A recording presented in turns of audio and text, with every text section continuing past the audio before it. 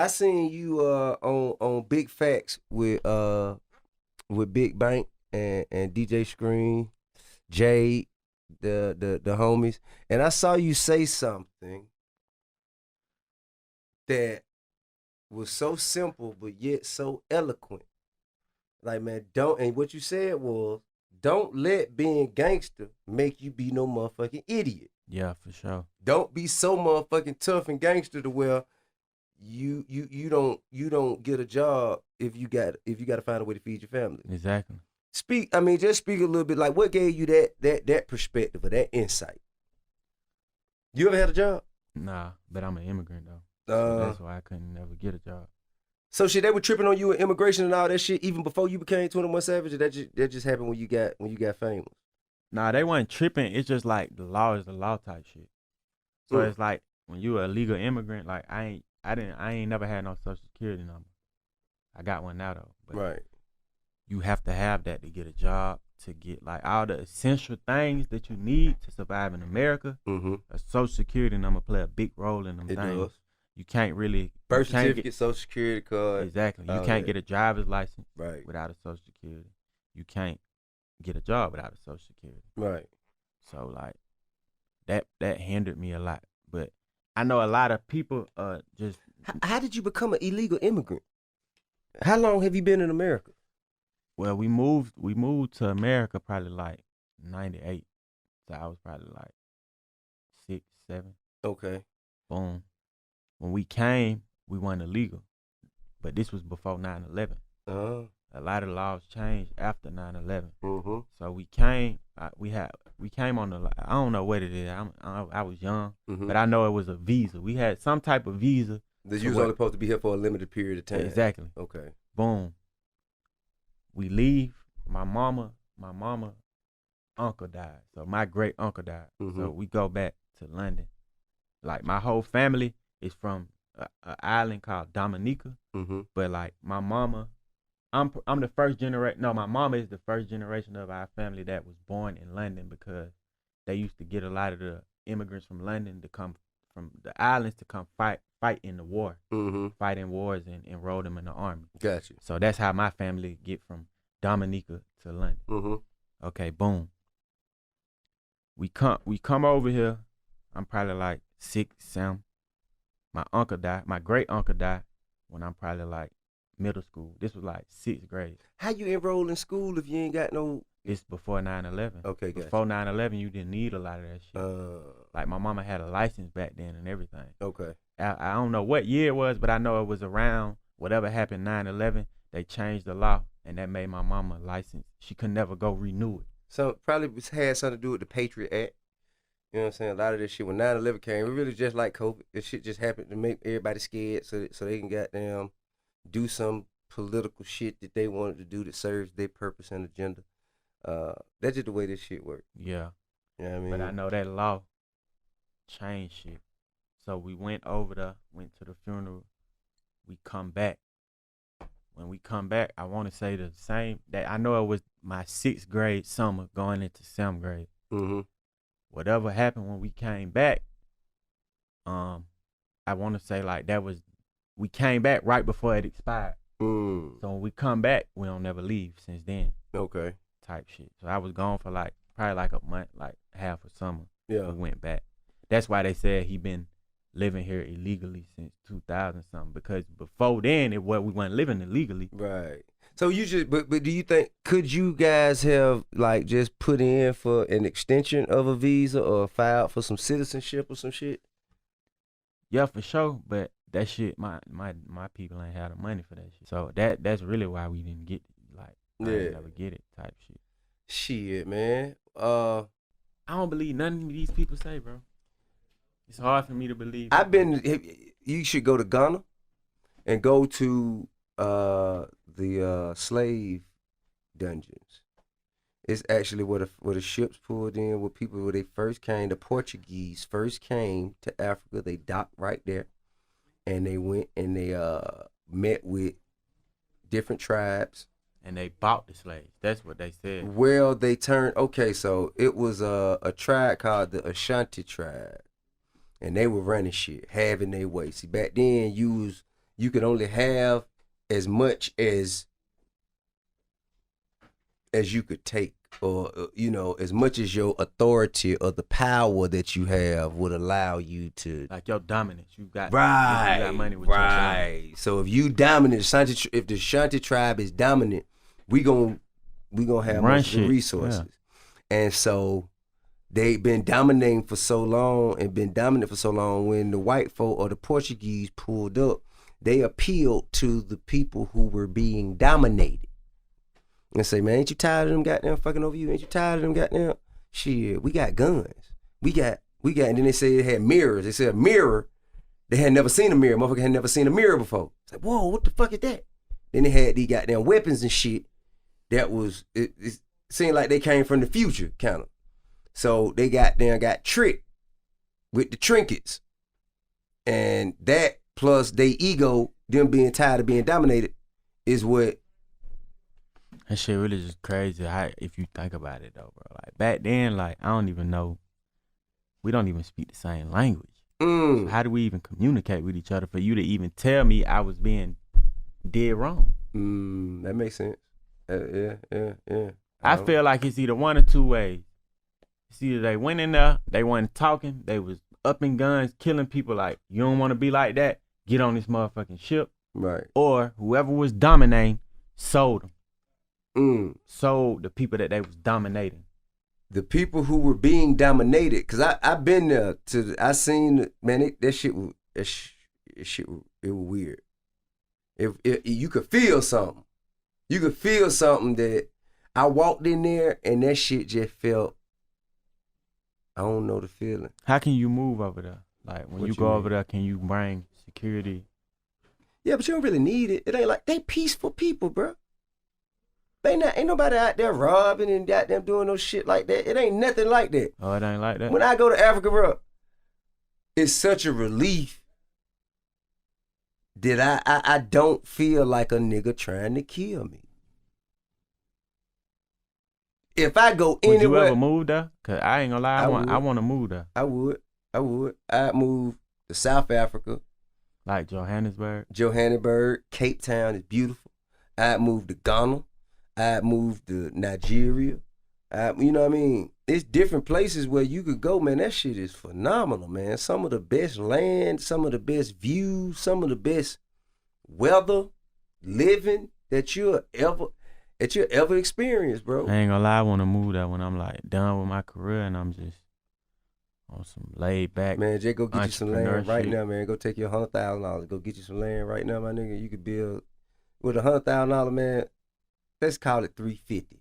You know what I mean? Wow, you could have some shit like over on West Pacer Ferry. Beachfront. You know what I mean? Oceanfront property. That's yours. Motherfucking Ludacris got a dual citizenship. They had some shit called the Welcome Home or something like that, where people come back to Ghana, and Ghana was the first place where they really started goddamn packing motherfuckers up. They have a slave dungeon that's like a holding cell. They'll get the motherfuckers in the village, they'll bring them back here, and you'll sit in this motherfucker until a ship came. Then when the ship come, motherfucker want to buy some slave, they'll pull your ass out, put you on stage, and they'll auction your ass off, put you on the ship, and they'll take your ass on. They have some shit called the door of no return. They say everybody back then that walked through that door never came back. So we was just they got some on YouTube about that. We walked back and forth through that motherfucker a couple times. You know what I'm saying? They feel like it's a prophecy being fulfilled. They feel like the souls of those people who were took away from there can't rest. And they think us coming back, it was gonna goddamn let those spirits be able to rest in peace. That's some deep shit. I think shit, man. I think if you get opportunity, man, hell yeah, go to Ghana. That shit dope. It's dope. And it's opportunity. Opportunity out there. You know what they ain't got over there? You know what they ain't got? What? No motherfucking blue cheese. You dig what I'm saying? Ain't no motherfucking hot wings. Ain't no wing stop. Ain't no bowling alley. Ain't no motherfucking skating rink. Ain't no, you know what I mean? All the shit that we just take for granted and just have. Nigga, even in South Africa and motherfucking Cape Town. Man, my old lady was like, man, my old lady and her homegirl was like, shit, these ladies over here putting their own motherfucking lace fronts on, and they look horrible. It ain't nobody over there got the money to pay for it, but they don't have nobody who knows the process of putting on a lace front or doing eyelashes and shit like that. They love our culture, but it ain't enough of us over there to kind of like train and show motherfuckers how to do it. So any of us who go over there and take whatever it is that we got here over there, that shit gonna win. Shit just gonna win, bro. I think it could be a motherfucking African Instagram. It could be anything that done happened over here, we could redo that shit over there. It's also important for us as men to think about what makes the woman whole. Like, just think about what make them feel confident and feel purposeful, feel needed, feel like they doing some shit that, you know what I'm saying? It's important. And I never really, like, especially as a young nigga, man, you know what I'm saying? We be so intent on building, doing, and having it our way. We don't even be thinking about what the next motherfucker might experience or how the next motherfucker might feel. Oh, God. So it's important for us to do that. And I ain't really see that shit until I had a daughter. Like, I started to see what women go through when my daughter would come to me and be like, yeah, but man, that ain't fair because you don't do them like that. I'm like, yeah, you're right. I don't. But it's different. You know what I'm saying? Yeah. It's different. And it's hard to explain that, but that is a battle that women fight from birth, fighting to be treated equally as men. I feel like it's because, goddamn, like, daughters don't really carry on the legacy like sons do. They often married into another legacy. But it's more to a legacy than just a name, though. You got principles, you got morals, you got and to be honest with you, the daughters stick to the code more than the sons. Because when the son meet the wife gonna goddamn dictate and determine how that shit move forward for the most part. And when the woman meet the husband gonna dictate too, because he gonna take position of leadership. Most of the time, the women run the show. Most of the time, I give you an example. Let's just say if I get old, right? I get old in the same position as my daddy was. Where I got Alzheimer's or dementia, something like that, where I can't take care of myself, right? If I go to my son's house and his wife say, man, it's too much, he got to go, we got to put him in a home, I'm gone. If I go to my daughter's house and her husband say, she gonna say, hell no, he gonna goddamn set this hospital bed up right in the motherfucking living room. You goddamn, you know, that like it's pros and cons to both sides. I feel like it's 50-50 though when it comes to that, because the son got to say so too. Happy wife, happy life. That's what that shit, you know what I mean? So ultimately, okay, if y'all have a breakdown in communication, she feel one way, you feel another way, it gonna be decided by the pussy. He gonna be like, all right, well, you ain't get no pussy then, nigga. All right, cool. No pussy for you. Now what? And you're like, man, god damn, Pops, you got to go, man. Like, for real, that's really the way that shit gonna goddamn boil down. And 95% of the time, this how it's gonna happen. The women control that shit with the pussy. I feel like as a man, I'm just naturally more overprotective of my daughter than I am of my sons. Bro. That's also true. This is also true. I don't know why, I don't know what it is, but I feel like it's because as men, we know how we do women. Because sons can't get pregnant. That too, but it's like sons can't get pregnant. But we know how we treat women. So I feel like I just don't want my daughter to ever just run into one of them niggas. But you can't keep her from running into one. Nah, you can't keep her, but I want her to know how to feel real love so that she know how to discern what's the difference between the two. Yeah. See what I'm saying? Absolutely. I think that's key. That's key. Being able to motherfucking provide the, you know what, me and Lil Duval call it thought prevention hours. You got to put in them thought prevention hours. Keep your daughter off the pole. You know what I'm saying? So you spending time going to daddy-daughter dances and you taking them on trips where it's just you and her. Those are thought prevention hours that you putting in. You got to do that. Yeah, don't do that. But her gonna be somewhere in Magic City, man. You know what I'm saying? Trying to figure it out. Yeah. So that is absolutely necessary for any father. If you ain't putting in your thought prevention hour, then your daughter end up or down. So don't blame her now. Don't look at her talk about, oh, you motherfucking hot at. No, nigga. You didn't set an example. You did not set an example. You did not show what the fuck it was that she should be doing versus what she's doing. Right. So I think, you know what I mean, that has a huge, but I see, man. I feel like mothers are more overprotective of daughters too than sons. Yeah. I think it's definitely across the board. I always got that, and that's another thing, man. We always got now trade tactics or important strategies on how to kind of diversify your investments and shit like that. Whether it's buying property, we talk about that, stocks and all kinds of shit like that. How do you invest? What's your like methods of investment? I like to take risks. Like I like to invest in small shit before it become the big shit. Right. But I like property too. Mm-hmm. But I feel like property is ain't a fast process. Mm. It's like a slower process. It depends. It's a more you have to know what areas you purchasing in that will yield a greater benefit faster. Right. You know what I'm saying? And it's always best, even when you buy a piece of property, to have a vision to go with it. Like, I'm buying this piece of property because I know what I'm gonna do with it. I got a vision or some ambition that I'm gonna turn this into this. That's always good. Another thing people don't know is we neighbors. Yeah. We stay right next door to each other, man. You know what I'm saying? We both got penthouses. We ain't gonna tell you well, but you know what I'm saying? We stay on the same floor, right next door to each other, and never see each other. Oh God. I ain't never even thought about it like that. Man, I got a lot of respect for you, man. I love your music. I fuck with your shit, and I fuck with you as a person. You know what I mean? I see you as, you know, a stand-up guy, man of respect, and it's great to have that kind of relationship with a motherfucker from your generation.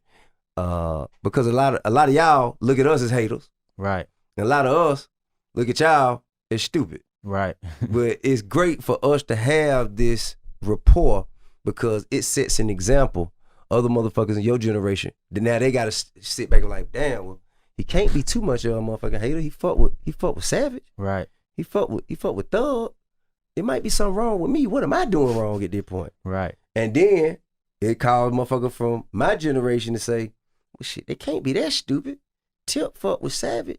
Tip, well, shit, why I ain't fucking, what the fuck? What am I? It lets everybody else who observing us see that this shit is possible. Right. And I think that's important for the evolution of the culture. You know what I mean? And you probably one of the most photographed exhibits at the Trap Music Museum. I still ain't been. You need to, man, damn sure got this our place. That shit is for us. That shit is we run, control, own, operate, and have clear motherfucking reins of the culture there. We can do anything we want. Can't nobody tell us to come cut our music down. Can't nobody tell us when and when not to do what we can and can't do. That's our shit. Right. Anytime you have, whether it's a motherfucking album release, a listening party, or whatever the fuck it is, for your artist, for whoever, man, feel free, bro. Come in that motherfucker like it's yours. Use that shit like it's yours because that's the intention. That's the purpose and intention of it. Right. You know what I mean? Yeah. Goddamn, but we appreciate y'all for fucking with us, man. You know what I mean? Thank you so much for your time. For sure. I know you don't usually do interviews neither. Nope. Yeah, man. They told me, man, Tip gonna have to call him and ask him himself, bro.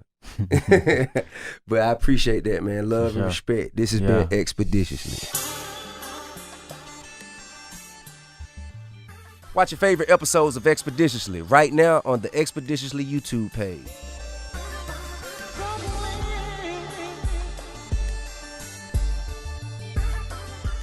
Do you feel like a man can be happy without one? Without what? Without a wife? Somebody to go through life with. He can be happy until he fall on fucked up times. He could be happy, yeah. He gonna have a bunch of good days, cause you ain't gotta make no sacrifices. You ain't gotta make no compromises with nobody. It's all about what you want. It's all about what you know what I mean? It's all about you. So you gonna be as happy as you can make yourself. You dig? However, you get to, a point of old age, something happen where you in the hospital and, you know what I mean? Your mama, you too old to be depending on your mama, expecting her. You need somebody else there, you know what I mean? And really, it ain't nobody else. If it's just you, bro, can you imagine if something happened to you, or if you was, let's not talk about a gunshot, shit like that. Let's say if a nigga caught COVID. Let's say cancer. Nigga can't cancel. You got to spend all that time in the motherfucking hospital. You got to go through all this shit. You got to goddamn make sure you take all that medicine and all that shit. And you got to do that shit like single that's alone. Selfish though? What? That a nigga would just want somebody because they don't want to be alone. No, it ain't just that. It's other shit too. But you asking me about being happy. If a motherfucker could be happy, you gonna be happy until shit like that happen. Yeah. You see what I'm saying? I believe in that shit. I ain't got listen, man. I love my family. I love my children. I love my wife. I love my life. You dig what I'm saying? Now, true enough, it time where the shit get aggravating, shit get frustrating, shit make me want to feel like, man, fuck this shit.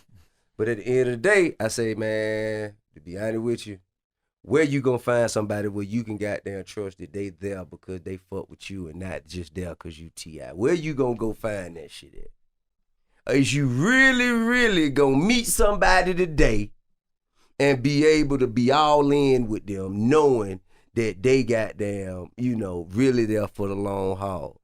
You gonna second guess every motherfucking step in that relationship. You gonna always wonder if you doing the right thing, the wrong thing. Every part of that is gonna be like, should I? Is it real? Like that one thing I ain't never got to worry about. If I got down, I know it's real. You know what I mean? On God. Motherfucker, everybody done had their outs. Yeah. She done had her opportunity to get the fuck out and had my opportunity to get the fuck out. The only reason we stand is because we want to be here. Exactly. Ain't no other reason. Exactly. You know what I mean? She ain't here for the money because she got her own. I ain't here, you know what I'm saying, for the money because I got my own. We here because we want to be here. And that's something I don't know if I could find with anybody else. When do motherfuckers go half and half? Like when you meet a girl, right? Mm-hmm. Y'all move in. Why is a man always expected to do the most? To cover most. But then I'm gonna tell you what. But then like women have had that argument where it's like, I believe it should be equal. I don't want my words to get twisted, but why it ain't always treated equal? Well, all around the board. Well, I would tell you this. The dumbest thing anybody ever did in life in the history of humanity is pay the cost and not be the boss. Period. I don't give a damn man, woman, or child. You dig what I'm saying? Right. Whoever is paying 100% of the bills have 100% of the say, unless you're married. If you married, well then the money that you paid with is half hers anyway, so it don't matter. But in a relationship, just a girlfriend, boyfriend situation, if you don't pay all the bills, and that go for if a woman is paying 100% of the bills, or if a man is paying 100% of the bills. It ain't just it ain't exclusive to just men. Exactly. If it's a man living in a house with a woman and the woman paying all the bills, if she bring another nigga home one day, that nigga need to just goddamn go to the basement. You dig what I'm saying? Yeah. I mean, because you ain't paying and then like, to me, I just feel like men are supposed to be in positions of kind of like leadership. I just feel that. Not saying women can't lead. That ain't what I'm saying. I'm just telling you what my expectations of myself is as a man, and that is gonna set the standard of what I expect to see from other men. Right. All right. I think a man supposed to, even if she can pay it, man, my wife ain't allowed to pay no bills. If you pay bills, you pay the bills that you want to pay for the stuff that you want to do for yourself. Exactly. You ain't got to worry about coming home and paying no bills here. That ain't no problem. If I can't pay the bills, my nigga, then it's an issue.